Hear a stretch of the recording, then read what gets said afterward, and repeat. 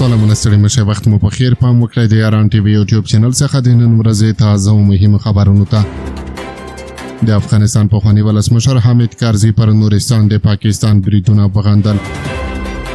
د افغانستان پخوانی ولسمشر حامد کرزي پر خپل ایکس پاڼه لیکلي دي چې پاکستان به د افغانستان ملي حاکمیت ته درناوی ولري. د حامد کرزي په خبره اسلام آباد باید له کابل سره نیکو اړیکو جوړولو ته رابدانګي.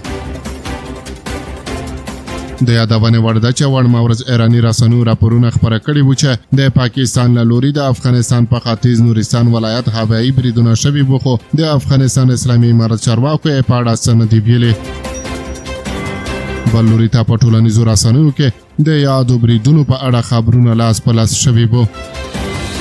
که څه هم تر اوسه د دغو هوایي بریدونو لامل معلوم نه دی، خو لا تېرو 3 ورځو راهیسې نورستان ته نږدې د ډیورنډ فرضي کرښې هاخوا پاکستانی پوځیانو باجوړ کې د وسلوالو خلاف عملیات پیل کړي دي.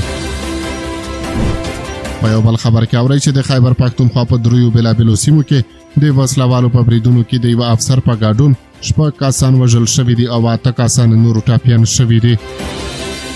د کورمې بردیر پېښور او بنو سیمو دغه بریدونه داسې مهال شوي دي چې پاکستان کې د خپلواکۍ جشن مراسم لمانځل کېږي. په کورمه کې د پولیسو یو چارواکي وویل چې د مشکوکو کسانو پر ضد چڼیزو عملیاتو په ترڅ کې متبادلې ډزې وشوې چې له کابله د پولیسو یو افسر اس ای چوکۍ سره حسین وژل شوی دی. په ورته مهال کوزدیر کې هم نامعلومو وسلوالو د پولیسو پر پوستو بریدونه کړي دي چې د راپورونو له مخې یو پولیس افسر پکې وژل شوی دی او یو کس بل ټپي شوی دی. د پېښور په حسن خیلو کې تېره شپه نامعلومو وسلوالو د پولیسو پر ځایي مرکز برید کړی دی چې پکې یو افسر جهانگیر خان وژل شوی دی.